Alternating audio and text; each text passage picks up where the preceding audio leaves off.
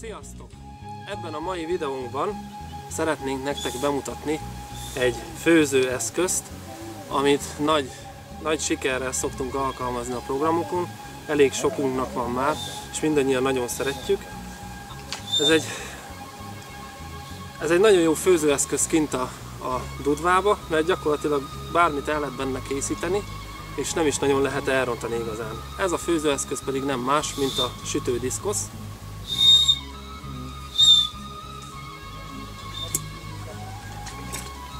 Amit itt láthattok, így néz ki, mikor megérkezik. A mátrai favágóktól ered állítólag ez a sütődiszkosz. Ugye az elkészítés ideje ennek az ételbe ez attól függ, hogy mekkora a mérete. Ez a 2 személyes méret. Ebbe, mennyivel neked van ilyen? Hát egy ilyen 40 perc. Ebben 40 perc. Ugye itt látható, ez a nagyobb, ez 4 személyes, ebben körülbelül egy 60 perc még elkészül.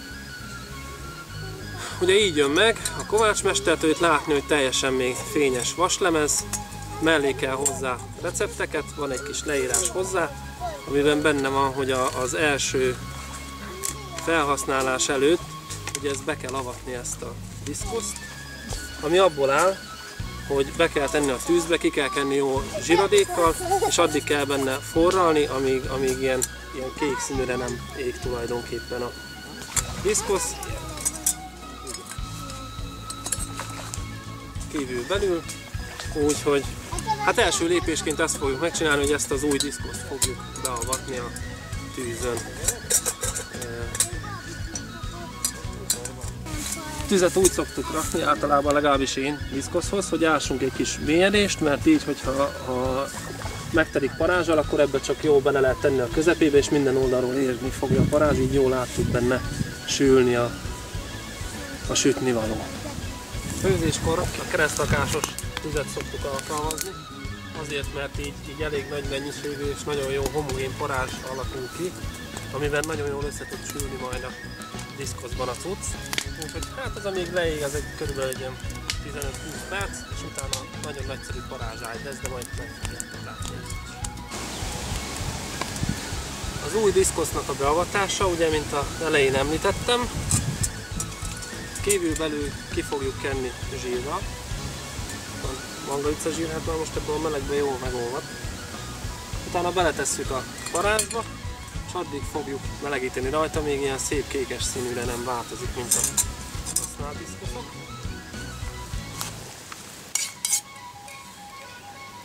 Nem sajnáljuk tőle.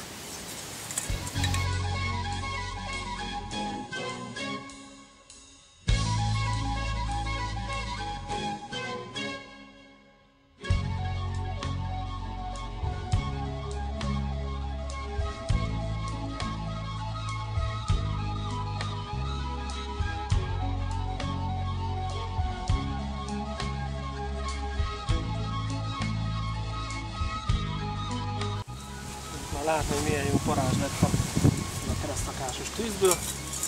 Szépen rátesszük ezt a kis eszközünket.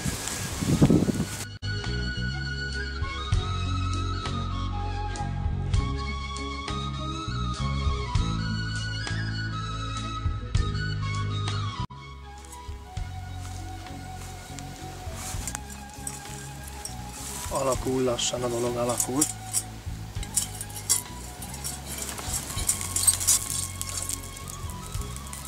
Úgy néz ki, hogy elkészültünk ezzel a beavatással.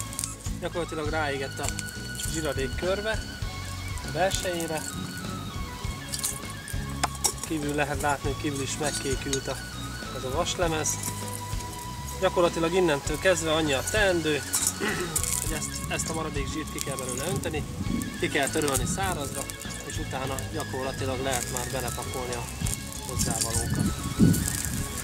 Ez a diszkosz, amit most fogok összerakni, ez az egyik legalapabb recept, ezt szoktuk a legtöbbet megcsinálni.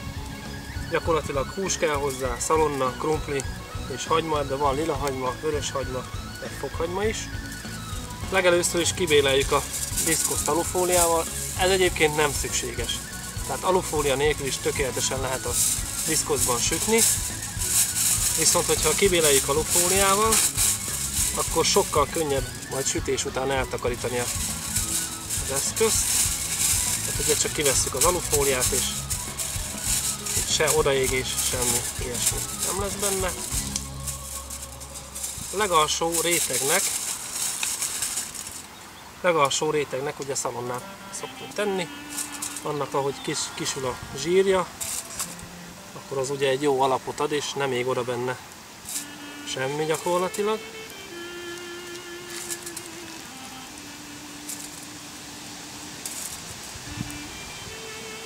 Szalonnabőrt is.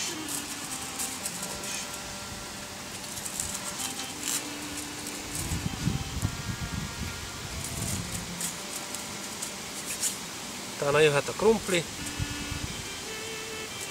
felkarikázva.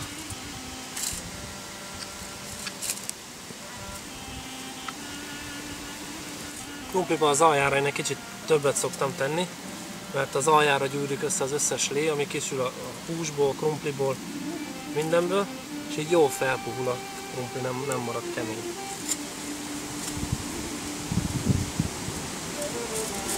Utána mehet rá hagyma vegyesen.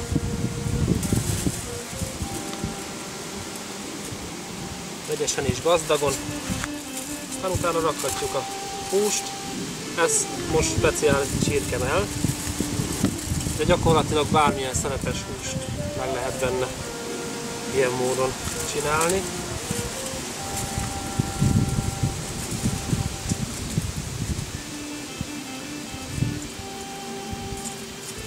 Kicsit elő van fűszerezve. Utána rétegenként egy kis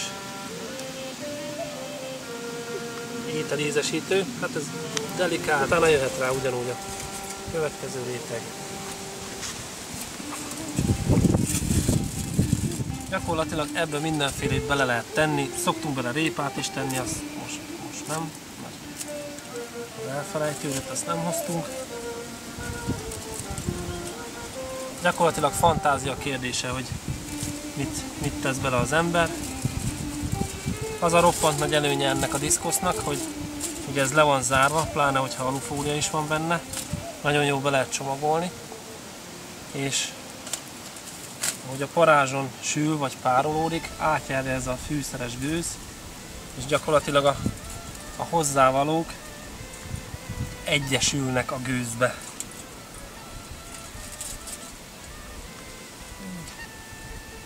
Megint egy réteg hús.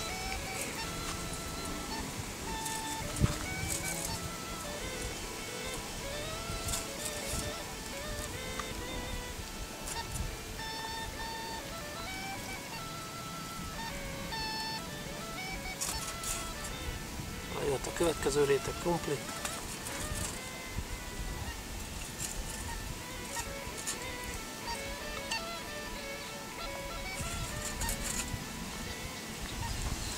És úgy fent a hagyma gazdagon.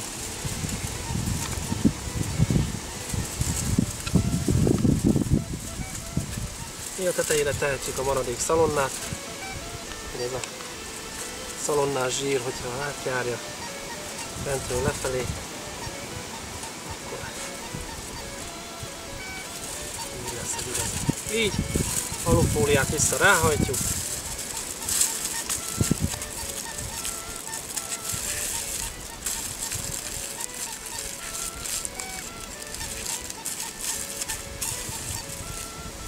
Lezárjuk.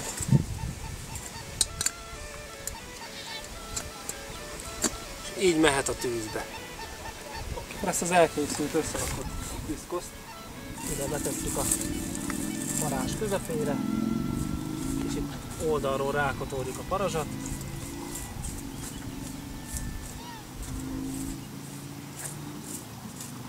és körülbelül olyan 50 perc, 1 óra múlva megnézzük az eredményt. Eltelt az idő, úgyhogy kivehetjük ezt a diszkoszt, és megnézhetjük, hogy mi van benne. Ugye célszerű bottal, mert összeégeti az ember kezét. Törnek föl belőle a gőzök. Kicsit mondjuk nem árt állni hagyni, de mi bátrak. Na nézzük akkor, hogy mi sült ki.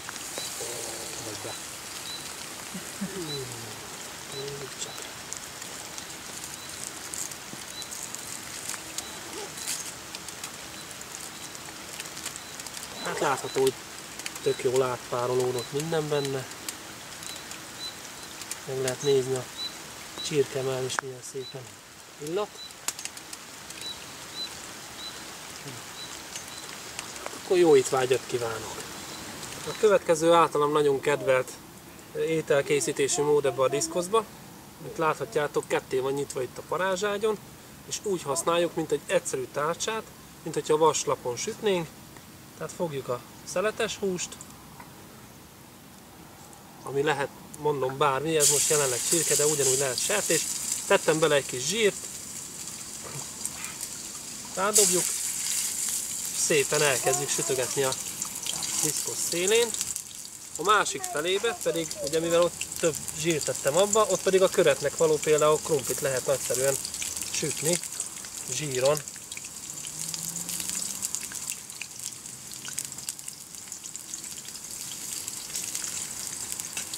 Vigyázni kell, hogy kicsit le ne tapadjon.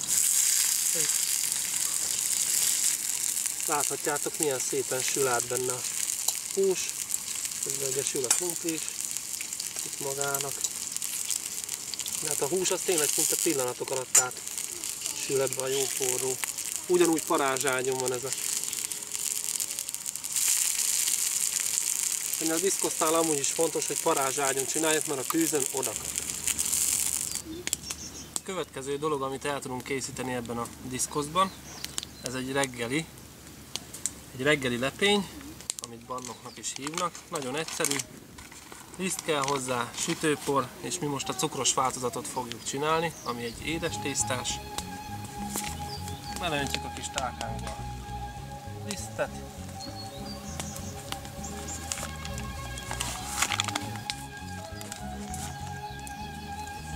Teszünk hozzá egy sütőport.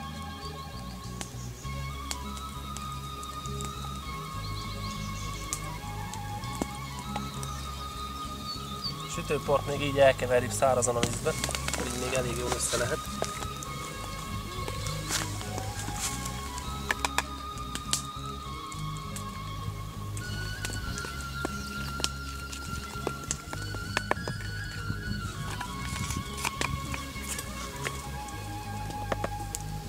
Teszünk hozzá egy kis kanál cukrot.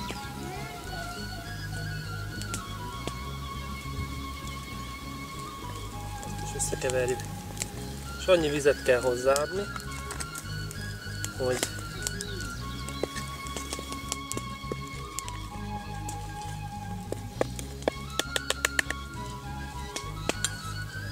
egy kicsit ilyen ragacsos, tapadós legyen. Szépen összegyúrjuk kézzel.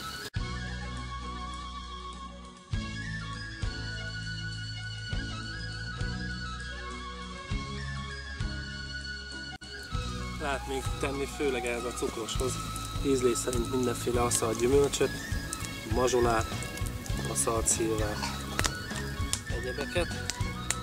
Hát nálunk most semmilyen nincsen, úgyhogy nem fogunk tenni hozzá semmit, csak maga a tésztát. Megvárjuk majd, míg a tűz leég, és akkor megint majd parázson kisütjük a diszkoszba forró zsíron.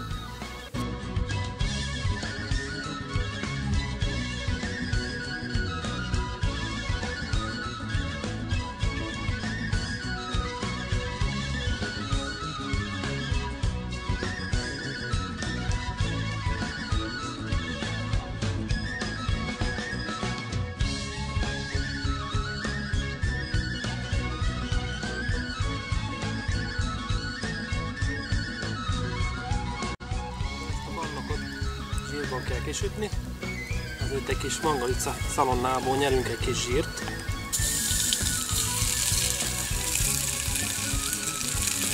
Először.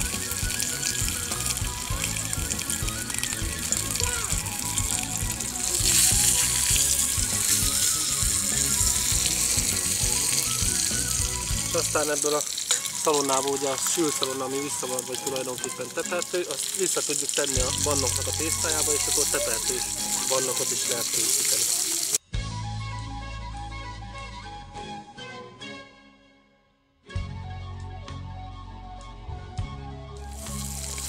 Elég sok zsírunk lett, most már kiszedjük a szalonnát, és akkor elkezdik rajta sütni ezt a lepényt.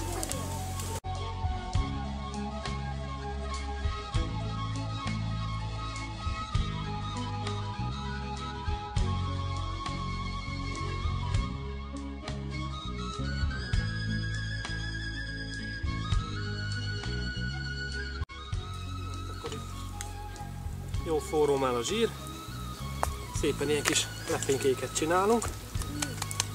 Tisztes kézzel lehet, jobb lett volna. Belejátszunk a zsírba.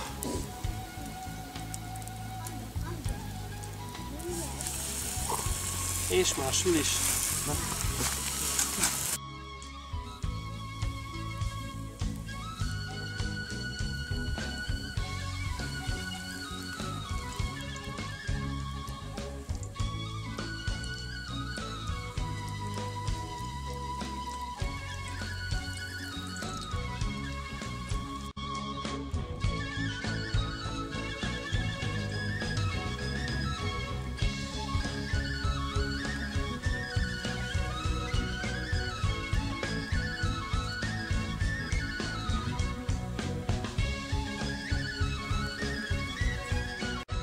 Amíg sül a bannok, addig egy kis véslit is tudunk sütni a másik oldalba, és így teljes lesz a reggeli.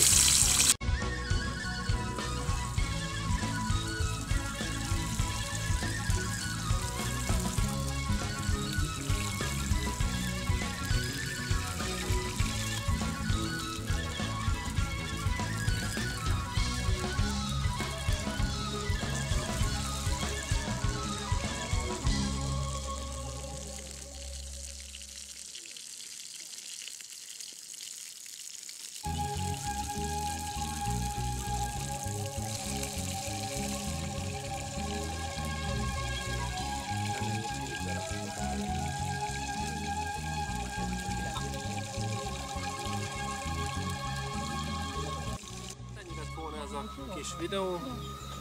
Remélem, hogy sikerült ebből jobban megismerni a sütődiszkoszt, és hogy mire alkalmas. Hát látjátok, milyen sok mindent el lehet vele készíteni, és tényleg egy ideális főző eszköz vagy sütőeszköz kint a szabadba. A készítőjét megtalálhatjátok az interneten, Budai Sándor kovácsmester, hogyha úgy kerestek rá, hogy sütődiszkosz, akkor egyből kidobja a találatot. Az elérhetőségei ott vannak fönn. Többféle méretet gyárt, ugye, amit bemutattunk az elején, a 2 személyes, ez a 4 személyes, de van 6, 8, 10 és 12 személyes, ha jól tudom.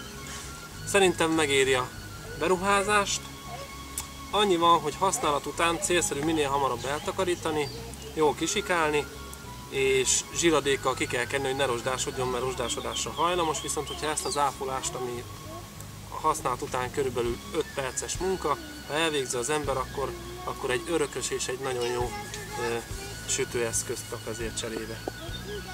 Hát köszönöm, hogy megnéztétek a videót, Satu barátom nevében is, aki most éppen kamerázik, és akkor mi most megyünk reggelizni.